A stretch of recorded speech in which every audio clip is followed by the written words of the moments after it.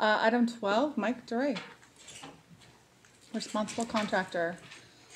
And I do think we have a few members from the public that want to speak, and I think what we'll do is, instead of people having to kind of wait, forever at the mic, we'll just let our staff give a brief presentation, and we'll allow statements at the end of the item. Okay. And if just for the members of the public, if you can keep your comments brief, that'd be great, just so that we can make sure everyone gets a chance to speak. And you might want to move your name tag, Mike, if you're not Michelle Edkins, unless you want to work for BlackRock. Great. Mike. Hi, for the record, Mike DeRay, Director of Real Estate. To my left is Greg Nyland, Portfolio Manager and responsible contracting person extraordinaire, has worked on the CalFIRS responsible contract program and also was the original writer of the CalSTRS document. So this is the second of what we think will be 3 meetings on the responsible contractor policy. We plan, collectively, we'll be bringing back the document for a final reading in February. One thing I do want to point out, and I think we pointed out before, is that there's been a significant amount of research that we did in looking at what is the market with responsible contracts. Like I said, PERS and STRS, essentially this is started almost as a pilot program between the 2 organizations in some ways. And when we look out into the marketplace, we had some assistance from Michael in as well. There's probably about a dozen responsible contracting policies out there in the marketplace. So it's still, in some ways, kind of an experimental program in that it's not something that every pension fund has, and certainly not something that's in the private marketplace. So essentially, within the real estate group, the way we look at it, and we are making this change so it's also utilized with respect to the infrastructure program going forward. It's one of the changes we're making in the policy, but essentially with our fiduciary responsibility to get good quality, high quality returns that beat the marketplace, we're also trying to balance that with the ability to get labor to participate and have access to the jobs that are created by our portfolio. And the business needs of our partners, be they our development partners or our management partners, of managing the program. And with that, I'm going to turn it over to Greg to go into some more detail of the policy. As Mike said, some of the real work that's gone on in our portfolio, we measure this on an annual basis, the participation level in the responsible contractor program. As you can see, we had over $1 billion of work last year. That was about $1 billion of construction-related work and about $200 million of service work. That would be janitorial, security, things of that nature in operating real estates. At almost 600 assets and almost fully compliant. Going into this review process, through the dialogue we've had with labor over the 10 years that we've had the program in place, some of the issues that we anticipated would be of the forefront, as you see, they surround communication, how we enforce the program, and how contractors are certified. So with those issues in mind, we established a process. We gave you an initial presentation back in September, and we had a series of conference calls with interested parties. We had 4 calls, 2 with organized labor, 2 with our management team. They were structured so that the first call in each was a call with labor to understand their issues. We gave them some topics that we thought were the prime topics based on, again, on their feedback. Said, please give us your input on these issues. They did. Then we had a following conversation asking for the input of our managers. These are the concerns of labor. How do we address these concerns so that we can make the program more effective? With that series of calls, we consolidated that into the revised policy that you see in front of you today. And we just received, and I believe they're going to make some statements. We received them yesterday, some input from SEIU and LIUNA, that provided additional feedback which is going to take us some time to review. Yeah, they had some valuable thoughts that we need to give due consideration to. So what we learned, we felt one of the key takeaways is about communication. Both groups were very satisfied, and I think it's fair to say, with our policy. I know there were some folks who heard the very first conversation with members of labor, and they said, you know, this is by far the best program we've seen in ours and CalPERS programs. Really, everything else is, anyone who has a program is a derivative off of ours, but, you know, we can proudly say we're the best in class. There's not very many in the class. But you know, we strive to take the program seriously and implement it and help our managers and our business partners understand the importance of this program to this system. So what we understood, and again from those takeaways, is the implementation, how we communicate that, how do we communicate better with organized labor, how we communicate better with our business partners, and actually the policy enforcement process needs to be carried out that really should be spelled out. And as you see in the draft that you have in front of you, we have, you know, how you file a complaint is more, you know, formalized, and how an appeal is completed is more formalized. Our business partners, they embrace the program. First, it should be acknowledged, we have great business partners. They take this seriously. If they're new business partners and I don't want to say they're cavalier about it, but they're just new to the process and they're not as familiar to it, we make sure they're familiar and that your staff shares with them how important this program is to CalSTRS. But with that, they express concerns about implementing it and how you know, the financial and competitive costs, not just to them as a business partner, but to us as a pension fund. And, you know, so they have to balance that. They have to balance that. Their job is to produce returns for us. And so they're under pressure to do that, just as you expect us to produce, your staff expects us to produce an appropriate return for the system. So what we feel that we will be able to implement is the update to the policy that you see in front of you. Again, some of the key takeaways, as you see the writings, the changes we made to the policy are primarily fine-tuning based on the feedback. Again, the takeaways were communication, communication, communication, and doing a more effective job of that. And helping our business partners understand that, filtering down to the contractors that we employ on our projects. We do that, but we want to redouble our efforts on that and encouraging our contractors, and when our business partners select a general contractor, that it's filtering down to the subcontractors and helping them understand, the generals to understand what it means to implement this program, how they communicate with subcontractors, who are more often the represented trades, and making sure that it's widely dispersed. And I think you had some concluding, Mark? Yeah, just, sorry. And so with that, I think it would probably be a good time to either take have, questions or have the public yeah. comment. Maybe we could have Mr.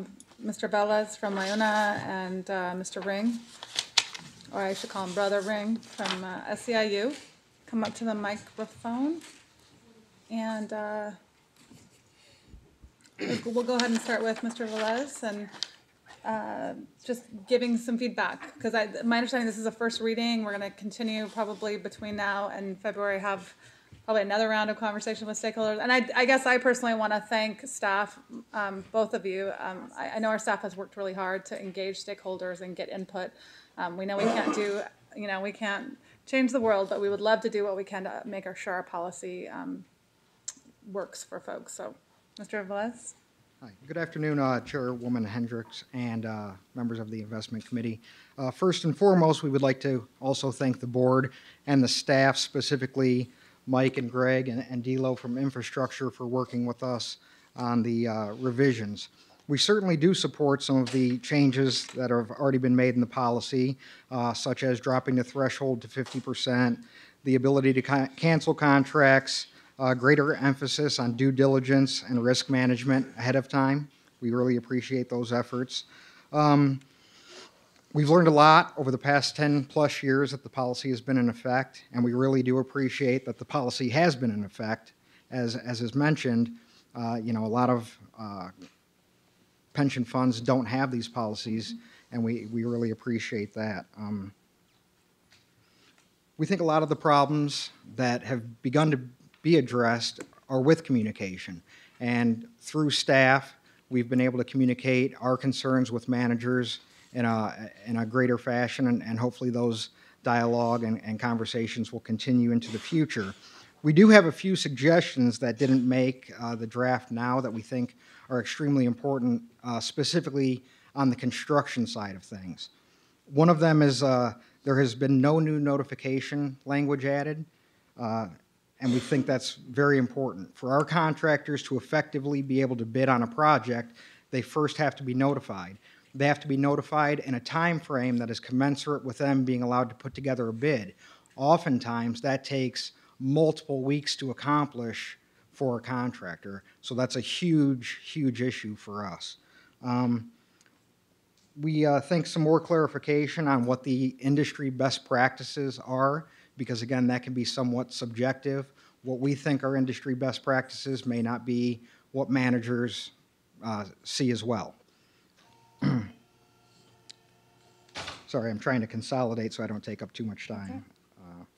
Again, similarly with the local market factors that are mentioned, again, what we consider local market factors may not be the same as managers, so clearly defining some of these issues may be advantageous for both sides to gain a greater understanding of what is the policy outlining. And I think finally, with regard to neutrality, we appreciate the fact that CalSTRS and their managers will remain neutral, but that also needs to reach down to the contractor level, whether they be general contractors or subcontractors. They also need to remain neutral should an organizing campaign be run with one of their companies. We're not going to try and attempt staff here or with one of the managers, but at the contractor level is where that is very important for us.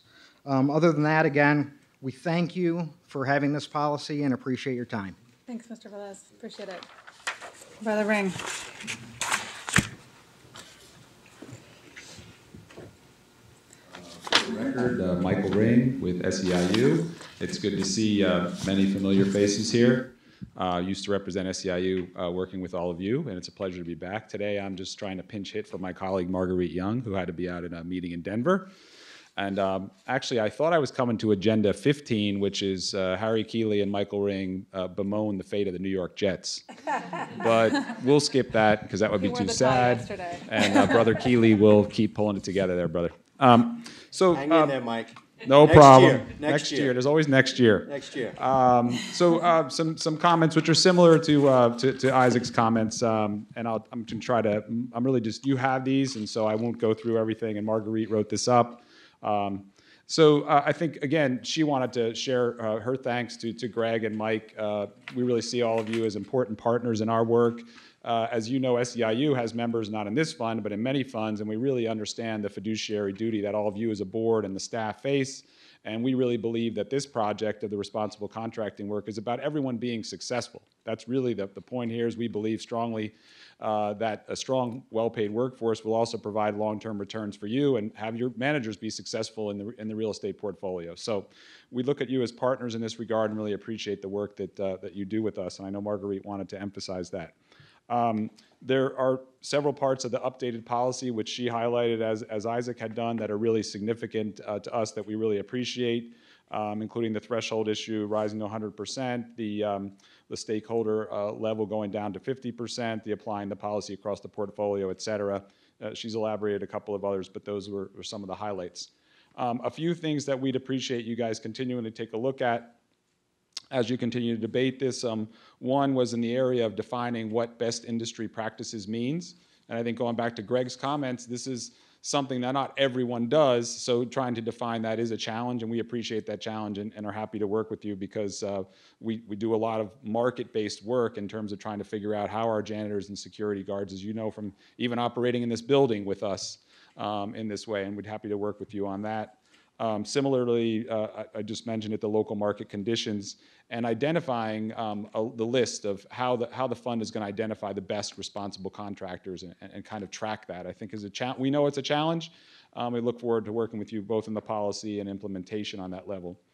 A couple of other things. A change in the policy that Marguerite called attention to was that it previously had said an adequately compensated and trained worker delivers a higher quality product and service. That language was removed. We see it as valuable and hope it would stay in the policy. We think it really connects and links with your work that you have as policy on the 21 risk factors. And so we do suggest that stay in and continue to be referenced. I think we echo the comments of Isaac on the neutrality challenge of getting all the way up and down the food chain there.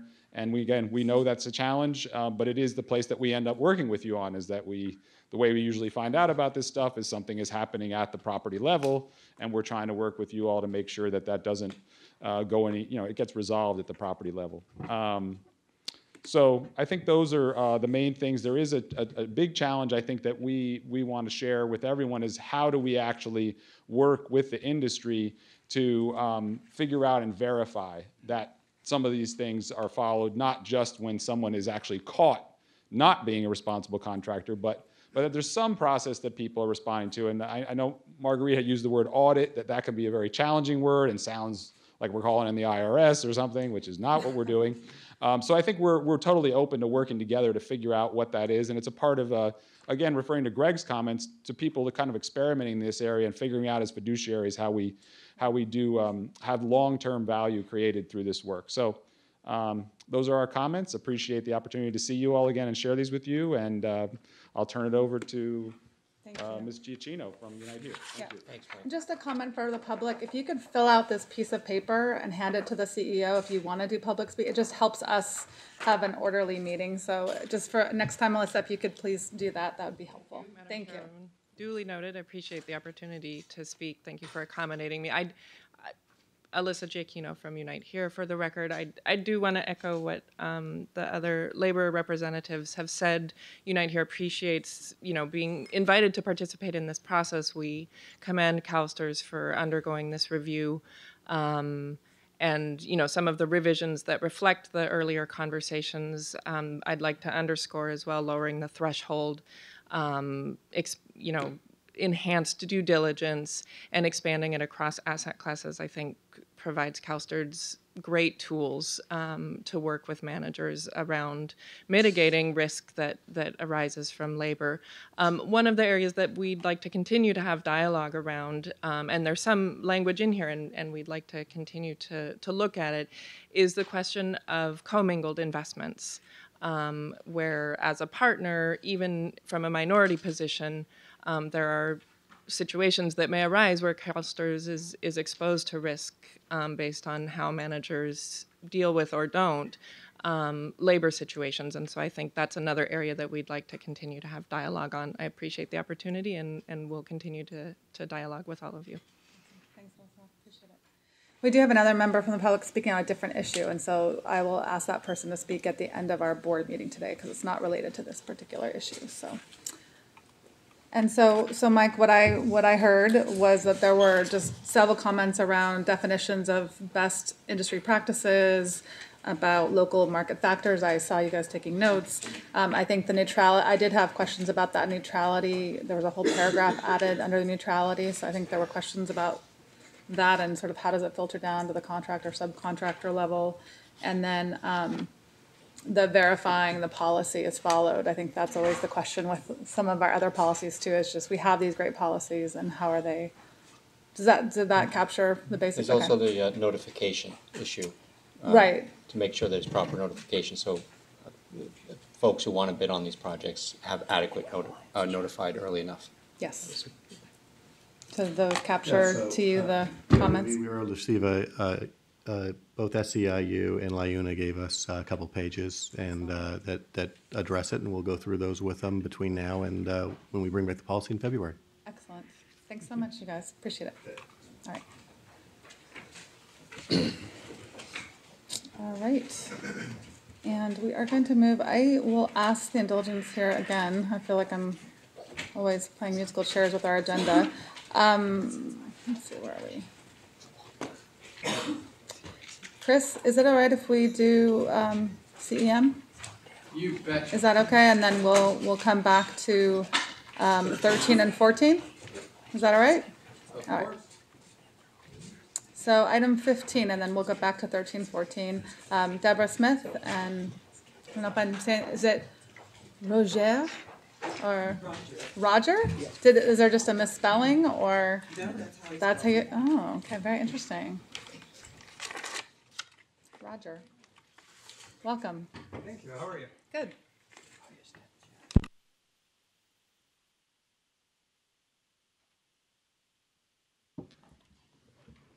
It is spelled the Dutch way I see it. with an I, so it is correct. Lingerland. Okay. Great, well, welcome.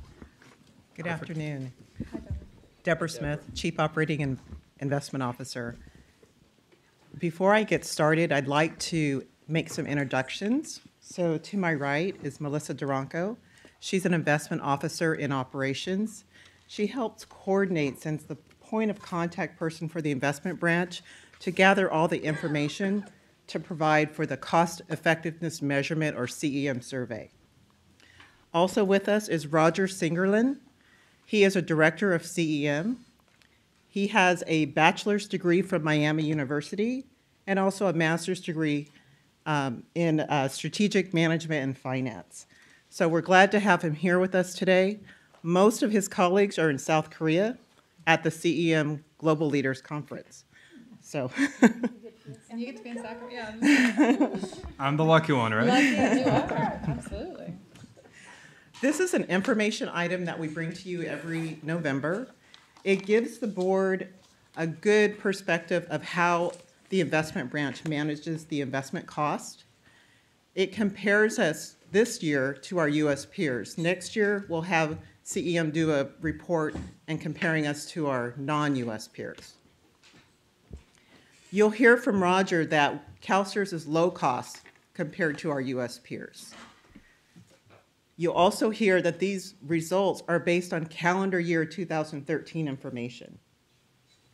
I've asked Roger to do a deeper dive for you this year and to just get into some more methodology and analysis on how CEM derives their analysis, how they derive their results.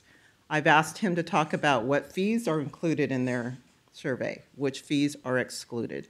So he'll provide a little deeper dive and have a good, healthy discussion about the results of the survey. So with that, I'll hand it over to Roger. Good afternoon, and thanks for giving me the opportunity to speak here today. I know we have a very full agenda. As I go through the presentation, please feel free to ask any questions you have, and feel free to interrupt me as I go, and I'll do my best to answer them. So that being said, I suggest we go to the first slide of the presentation. Oh, I have the clicker, my apologies. There we go. Here's an overview of our global database. We have been benchmarking since 1991, and we work with pension funds all over the world, and we benchmark their investment operation as well as their pension administration operations.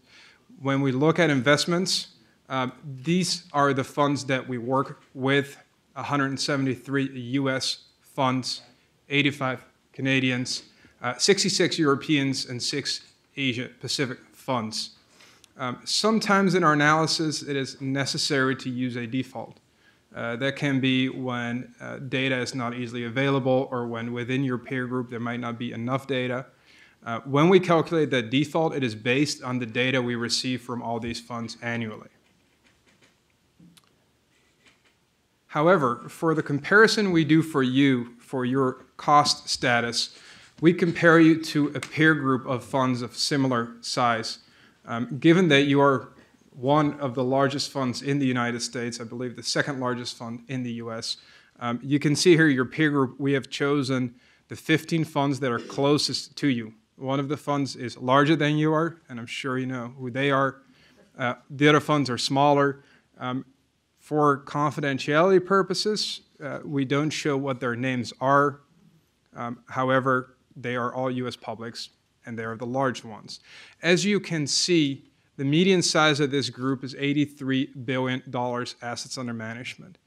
As Deborah said, this is on a calendar year basis. We do that for comparability. It's over the 2013 calendar year. The reason we pick funds for your size is because the two largest drivers of costs are size and asset mix choices.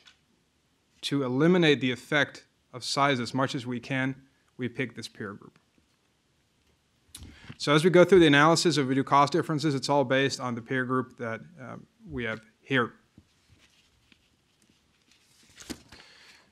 Here's an overview of the cost as you've provided it, and I realize it's difficult to read. There's a lot of data there.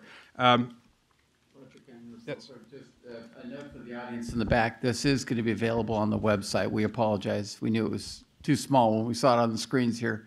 So you will be able to pull this down if you want to look at the individual detail that's up there. What you see here is that the investment costs, as we're going to benchmark them, are around $700 million.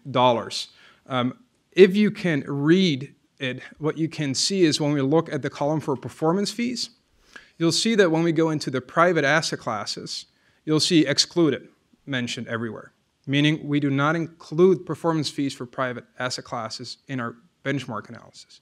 Or let me say not yet. The reason we don't is the difficulty we have with comparability, with the quality of the data, and funds not being able to get the same kind of information. We are actually working very hard to change this. In Holland, in Europe, we have now started including all these performance fees because the regulator demands that they do. We've been doing this for 3 or 4 years, and we're still finding a lot of challenges, but it's getting a lot better. The $700 million includes all fees, but it excludes the private asset classes. Well, it includes the management fees of private asset classes. It just excludes the performance fees of private asset classes. It does include performance fees for the public asset classes. You're right. The global leaders group that we work with, that Deborah mentioned, and this is the group of about 30 largest funds around the world.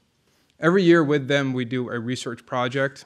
And this year, just yesterday in Korea, they decided that the performance fees for private equity, as well as possibly the transaction costs of private equity, will be researched, and it will be our, let's say, second or third step into bringing these into the benchmarking analysis.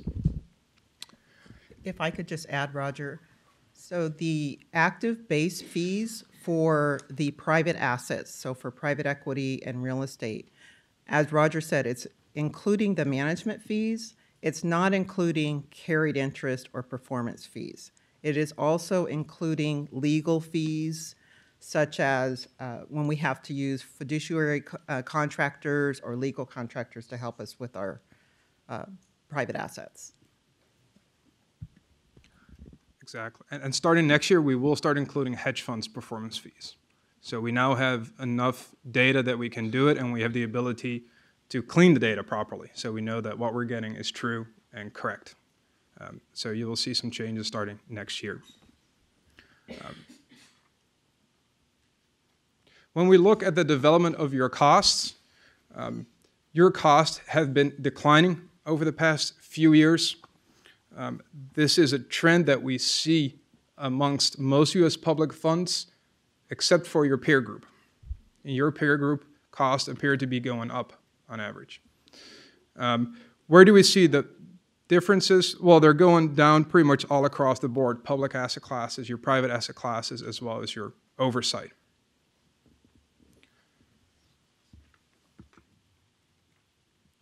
That being said, we go into the benchmarking analysis. And to explain to you what the benchmarking analysis is, what we do, simply put, is we take your asset mix, your investments, and we give them to your peers. And we're saying if your peer group were running your assets, given their average implementation style and what they pay for these services, what would the peer group be paying for your assets? When we look at that, we see that your total investment cost is $700 million, or 41.4 basis points. However, if we calculate your benchmark cost, and in a minute we're going to go into detail on what we did there, they would be paying 56 basis points, or $947 million. The conclusion here is that compared to the benchmark, you're at low cost by about $247 million compared to that peer group of 15 U.S. public funds. So, let me make sure I understand this correctly. Yes.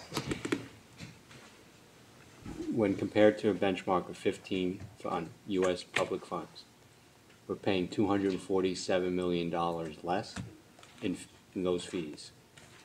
So we're saving essentially $247 million annually in fees. Correctly, you're $247 million lower cost. Lower cost. Yeah, part of that is choices you make how you invest. You choose lower cost implementation styles. The other part is you pay less.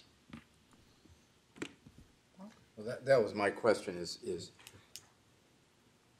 we have less external active management Correct. than others. So how much of that difference is that we have less external active management, and how much of that difference is because if you normalized for the amount of external active management, we do a better job? And if so, is it because per dollar we invest in external active management, we're saving money relative to our peers, or is it on the internal side? Yeah, great question. And we are going to go into detail, but I'll tell you that about 1.7 basis points of that 14.6 that your lower cost is because of your lower implementation style choices. Which means what? The lower that's what I'm trying to understand. What do we mean by lower implement? Is it that we're carrying out more internal rather than external? Is that what you mean by implementation? Yes. Okay. You do less external active, Okay. which is the expensive. So 1.7 basis points is due to the fact that we do less external and more internal. Yeah, less external active, less fund to fund. Correct. Okay. So that 1.7 of 14.6. 14. Correct. I want to make sure you guys understand it right. So from Roger's perspective, when he talks about implementation, it's not just internal versus external, Paul. It also has to do with the decision staff makes not to do a fund to funds, but to invest direct, or not to do a fund, but to do a separate account. So there's a lot of things in an implementation, but it is only 1.7 basis points compared to the other numbers, and he'll break it out right there, right? Thank you, Chris. Mr. Rosenstiel, there is a slide that answers your question, and I'm going to ask Roger to just go to that slide right now. Yeah, and we're on that slide right now, and I was going to save this for last as the summary, but it's actually very appropriate as we're talking about it. This is the breakdown of how we got to the 14.6 basis points. So what we see here, just to take it from the top, is that you use less fund to funds than your peers do. And that had an effect of 0.6 basis points lower cost compared to the peers. You use less external active management. And external active management, we compare to the lower classes of internal active and passive and external passive. Those are the three lower cost styles. That had an effect of 1.3 basis points lower cost. You use more overlays than your peers do, and that had somewhat of a cost increase in effect of 0.4 basis points. And then there are other style differences, which we call your mix within these lower cost classes. You have a lower cost mix, which means more internal and more towards the passive. And that saved you another 0.2 basis points compared to the peer group. So those 1.7 basis points are just purely from implementation style differences. They're not necessarily what you pay different than others. If we then look at what you're paying less than your peers, that's in the second part.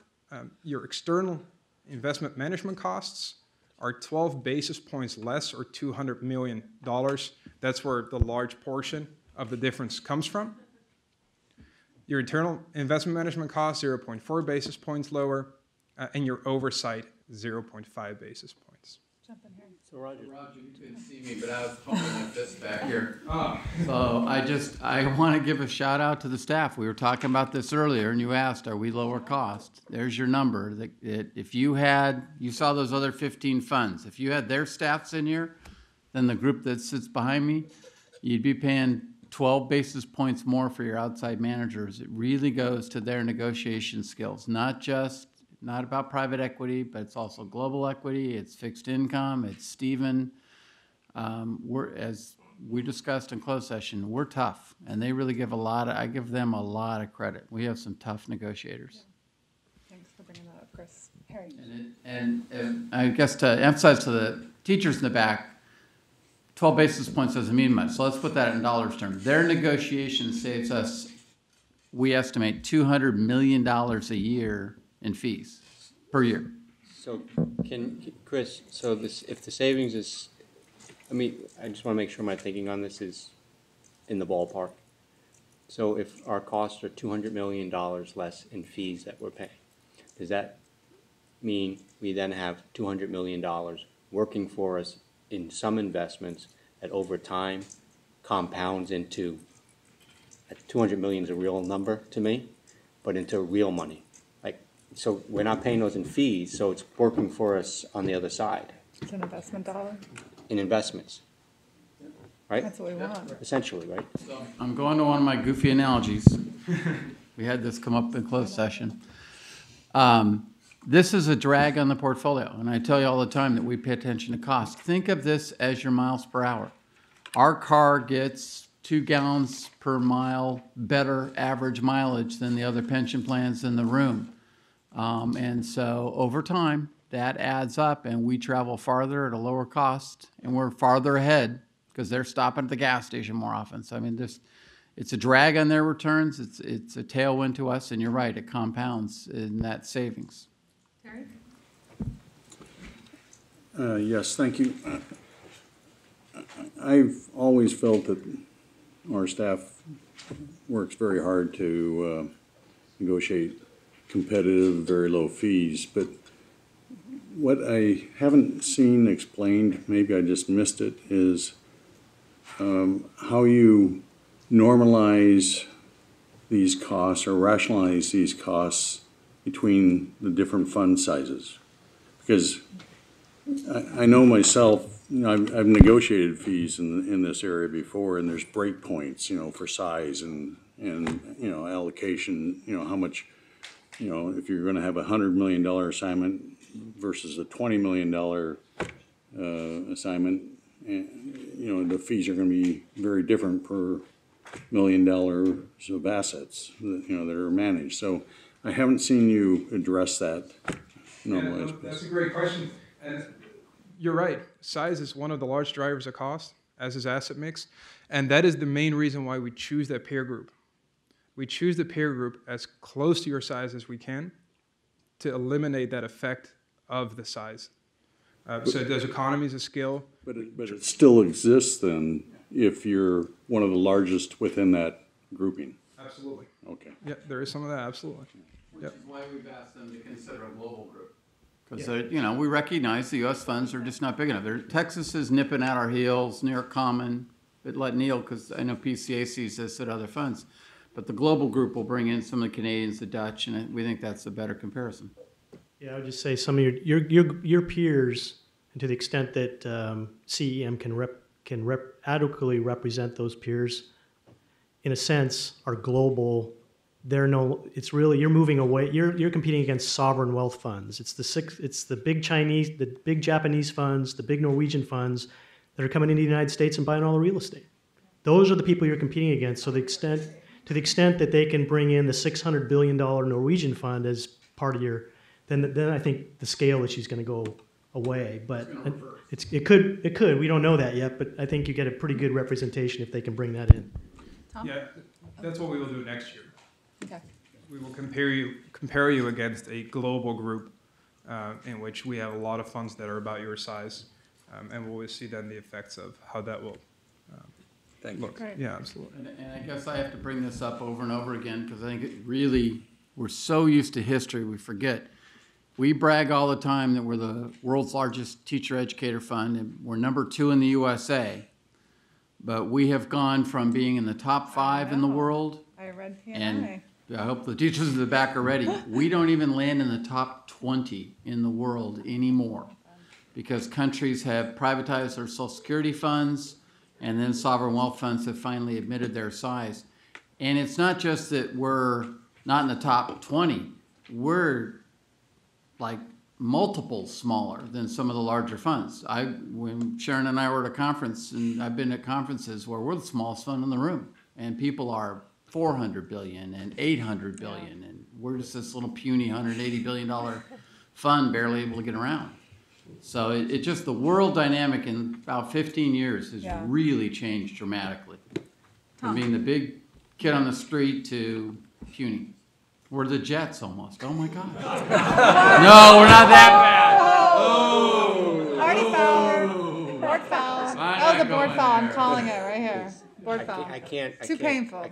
I Too can't soon. handle much more of this. Too soon. It's been Right? a long road back. Too soon. Too soon, right? Tom. I should point out that the Jets have the same number of players on their roster as everybody else. Mary, can we change my flight? I need to go. My question about the 12 basis points of savings, which is a huge thing and really a big real credit to the fund and its manager and the staff, is how does that disperse among asset classes? Yeah. We kind of skipped it. And we'll Go go back to right. that. We'll go right into it. Go back, Roger. We'll go right into it. I'm just going to bounce all through it.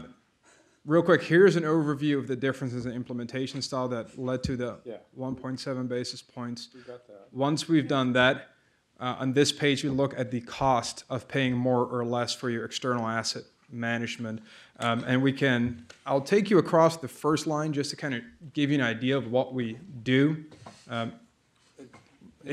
Roger? Just how the numbers fall. I was just going to say, our board, we just tell us, so you would just want to know the breakdown, right? Is it Straight because up. we saved 48 basis points relative Yeah. to our peers in private equity? Is it, just... Well, you're low all across the board. That's the good news. Some of the ones that really jump out, for example, is your active LBO, $71 million less. Your diversified private equity, $13 million less. But also in your public asset classes, emerging market stock, $15 million less. Your US small stock, $10 million less. Large cap, $12 million less. Okay. You're really low cost all across the board. Right. And the column just to the left of it is the basis point savings. Is that right? Correct. We compare your basis point cost compared to the peer median basis point cost. And Deborah, I know something, and maybe Neil too. I know this is something that came up in last year's CEM report, but I do think it'd be helpful to figure out a way to take that information and then kind of apply it to our asset allocation, because I think what at the end of the day, I think what Tom's saying is there just a kind of down and dirty breakout of how much we're saving in each asset class. That'd be great. Absolutely, we can do that for you. That'd be Thank great. you. Neil. I just want to highlight, that's where the money's being saved is in those private markets, but that should reflect intuition because that's where you're paying the most fees, so that's likely where you're going to save the most money. Okay, thanks, Neil. 80% of your fees are coming out of those two classes. Go ahead. No, never. Are you okay? Yeah, Okay. answer my own question. But I do have another question. Okay, go for it. So, Get in there. So your first big page that totals up to 700 million of savings, that's 40.7 basis points on the entire portfolio before oversight, custodial, and other costs. What did you calculate what that cost was by internal, external passive, and external active? For the entire thing is 40.7, but what is the number for each individual component? We do calculate that, and it is in the 200-page report. To be honest with you, I don't have the exact numbers for you right here, but that calculation is available in the information that we provide. Deborah, can you make sure we get that? Sure. Thank you. I think if you can go to the slide, If you can go to the slide that Mr. Rosenstiel was, yes, thank you. So you'll see at the left-hand column, it says internal, and it says passive active, and then it says external passive. So that's giving you an idea of what our internal costs are versus our external active costs. Right, but I wanted to know then what the basis point cost is. Okay. And so what's not in there is the total amount of assets in each of those three categories. So that, in other words, our cost is 40.7 basis points for the entire, but is that 200 basis points for external and 10 basis points for internal, or that's what I want to know. Neil, did you want to jump in? And just to follow up Mr. Rosenstiel's comments, if you go to that page that had the trending on it, I think it would be very helpful for the, and it sounds like this is in your 200 pager, but I think what the board members are saying is they want to see this kind of information in a basis point perspective by asset class, not contribution, but how much you're paying in each asset class. Correct? Yeah. Yeah. What I, Just in the executive summary the next time you come through. what I can show you here is the effect of those 14.6. If we go, we skipped a few pages, but if we're here, internal asset management, here you can say what you're paying more or less than your peers, so it doesn't show you the total basis point, but on this page you can see that you are paying 0.4 basis points less for your internal asset management for both implementation styles, active and passive. And so there you see the 0.4 basis points cost savings within internal asset management. And in the report itself, there's a further breakdown. I guess I'm not asking a question of comparing us to our peers. Right. I'm asking for that in all the information you've put together, we should also have the information that allows us to compare internally how much we're paying for active management versus external active management versus internal passive management. Correct. So it's I know it's a different question than you've been hired to do, because you've been hired to compare us to people on the outside, but I'm saying there's information there that should tell us also what the difference in our costs is, whether we're doing external active versus internal passive, as a basis point number. That's what I would like to see. It's a very simple question, I think. Thank you. And the report will provide that. Thank you. Great. So we'll provide that. We'll look in our 200-page document. We'll provide that to the board as well as in our next presentation. Great. Thanks so much, Deborah. I appreciate it. Are there any other questions from board members? Oh, Neil? Do you want some of those numbers now? Because I mean, you don't need, I guess we want it the next I guess meeting. others don't. So. I guess others don't. Do we need to vote on that, or Tom wants to wait till February? Great. All right. Anything else? Is there? I would like to share the final slide with you if you have time. This slide was the start of our company. Absolutely. And no matter what time period or peer group or whatever we pick, it always looks like this. It is always this cloud. And what we compare here is paying more or less than your benchmark compared to adding value. What we see here is that you are in the upper left corner, which is where you want to be. It's a positive net value add and below benchmark cost. The important message here is that paying more doesn't get you more. If that was the case, all these dots would start in the left bottom and start sloping up to the right top. They never, ever do. So managing your cost and measuring your cost is incredibly important, because you cannot buy excess returns according to the data that we have. And so this slide we always find is very important that we include that in your information. Roger, you said this cloud. So notice if you regress this, it has no positive slope. And how many years has this, when you look at different time periods, has this stayed pretty consistent? So we've been looking at this over 23 years. This is our 23rd year we've looked at this. And it doesn't matter what geographic region we pick or what time frame, it always sort of looks like that. It's always this cloud of dots. For any asset class also? Well, within asset class, I'm not sure. There are asset classes that have return potential, but we have never really been able to find a real correlation between cost and returns or excess returns. Great. So it sounds like we have some information items for next time. Thanks so much, Deborah. Thank you very much. Thanks, Roger. Thank you, Melissa, for your time. Thank you. Very helpful. That was cool. We have a couple last items.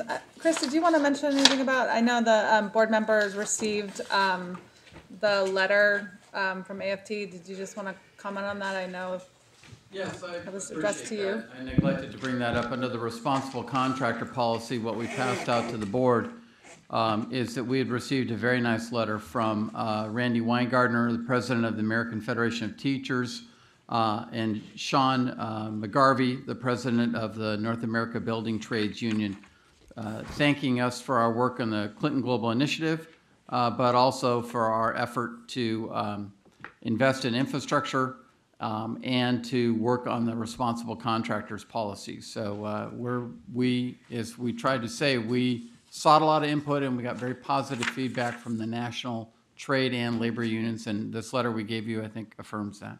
Great. Thanks, Chris. So we have, let's see, so I'm on item 13. So are the lawyers watching me? Item 13, Chris, is the investment policy and management plan revision, the first reading. Lead out. This is the first reading, but if you would be willing to adopt it today, that would be awesome as well. This is really, truly a cleanup. This is to catch all the things the committee already approved in other investment policies, the asset class policies, in the last 12 months, and bring them up and make sure they're in your overall investment policy and management plan. And then just a lot of wording. You'll see constantly that this was pre-approved by the committee and other policies. The one thing I would highlight is INV 130. Each year we adopt the asset allocation targets. We're recommending, and PCA concurred, not to change those. So we need to just bring that forward. We've been using that for this year, but instead of adopting it in June, we pushed it out to now. So, Are there any questions from board members about this? So basically you're saying it's an information item, but we could make it an action item and adopt it up today. to you. Yeah, there no comment or feedback from any board members or anybody. And since you already, as I said, Right. every single thing in here you've already approved in another policy. It's just bringing it forward. So pleasure of the board. I move we approve it. Second. Okay, it's been moved and seconded. Any discussion? All those in favor say aye. Aye. Opposed? Abstentions? There you go, Chris. Investment policy is approved. And Anne, the 2014-15 corporate governance engagement plan. So if you take a look at item 14, Anne's item, any questions? We do it primarily in closed because of the company list. Got it, okay. So it's an informational item. Thank you, Anne, appreciate it. Okay. Wow, look at that, okay. Review of information requests. Lamont, can we go over those? Oh, no? So, okay. Other than the, we were just mentioning the CEA report, which you'd like to see next time around. Okay. So, But that feedback just goes to Deborah Yeah. and she, okay. that would- It's not just in the next CEM report. No, There was a I think, question. Right. go ahead. Well, there was a question of some data from the CEM report you just got that we want back, as well as in the future seen in future CEM reports. Thank you. Me and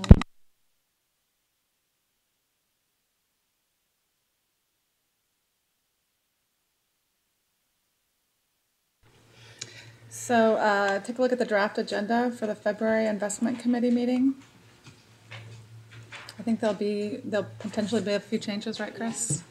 Yeah, what I wanted to update for the teachers in the back of the room, one of our goals at CalSTRS was to, we've always done the asset liability study on a 3-year cycle, Ed Durman and the Retirement Board does the actuarial study on a 4-year cycle. And one of our goals has been to link those two and to correct the cycles.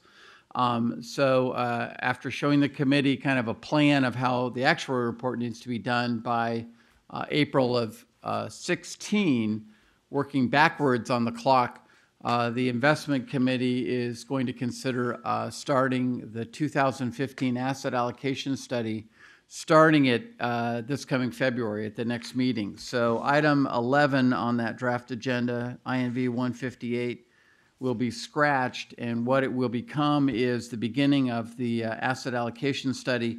We anticipate that will be the key item on the agenda all the way through next year. Exactly, the November meeting next year is when we would expect the committee to be able to adopt a new asset mix. So it will take a whole year to complete the study.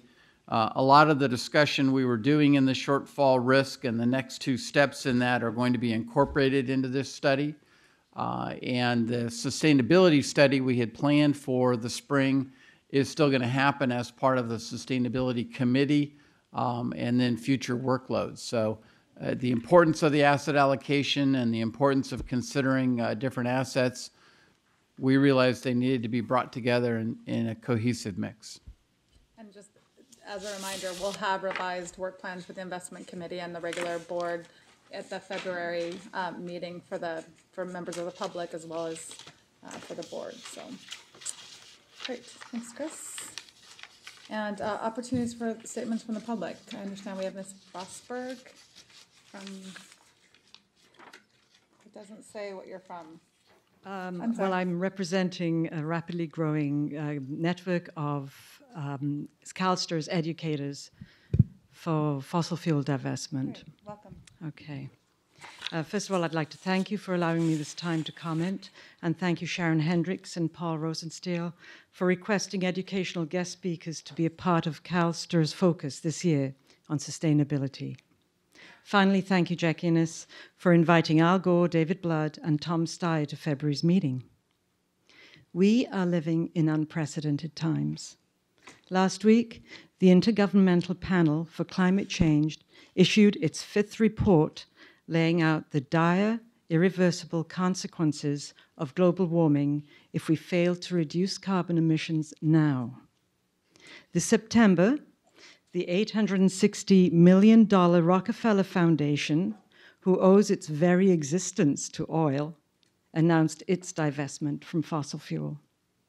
And last week, UN General Secretary Ban Ki-moon stated that he has, quote, been urging companies like pension funds or insurance companies to reduce their investments in a fossil fuel-based economy and shift to renewable sources of energy, unquote. And all this takes place while humanity stays on course for raising the global temperature by 6 degrees Celsius, which would make the planet uninhabitable. These are indeed unprecedented times. We CalSTRS investors urge you, the investment committee, to support a reasonable resolution to immediately freeze any new investments in the fossil fuel industry and sell all other such funds over a period of 5 years. This crisis is like no other, and it is too urgent to allow the CalSTRS stated preference for engagement. As New York State Comptroller Thomas DiNapoli, trustee of one of the largest pension funds in the country, concludes, quote, investors have repeatedly engaged fossil fuel companies, but the results have fallen short given the threat it poses to the entire global economy, unquote. Our fossil fuel investments are threatened by a looming carbon bubble.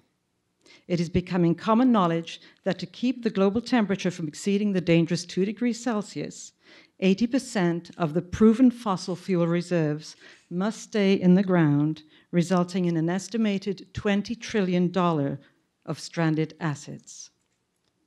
Many investors may feel confident that they will be able to sell high carbon investments just before their value erodes significantly and the carbon bubble bursts. But Republican Henry Paulson, who was Secretary of the Treasury when the housing bubble burst, disagrees. He warns, quote, We're making the same mistake today with climate change.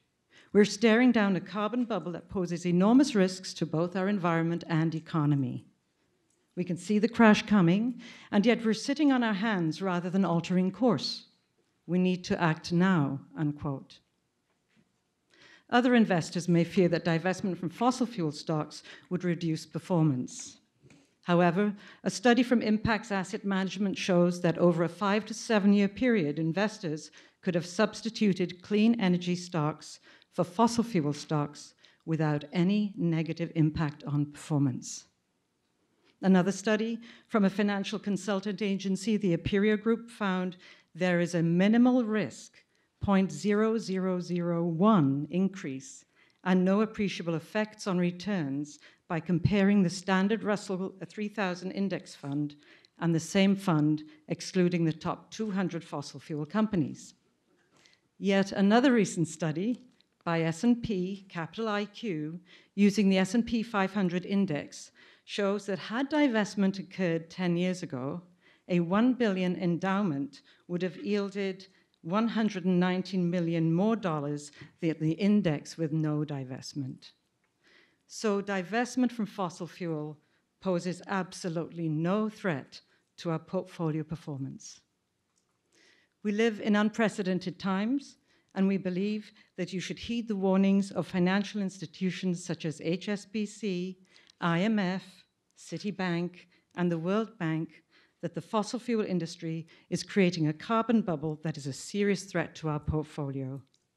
It is your fiduciary duty to divest from fossil fuels to protect our investments, and it is your ethical duty to take a critical step to protect our children's future. Finally, we request that you enter as an agenda item the resolution for fossil fuel divestment for a meeting in the near future. Thank you very much for your time. Thank you, Ms. Fosberg. Appreciate it. Thank you. Any other comments? I believe our investment committee is adjourned. Thank you. Thanks, everyone. Have a nice weekend.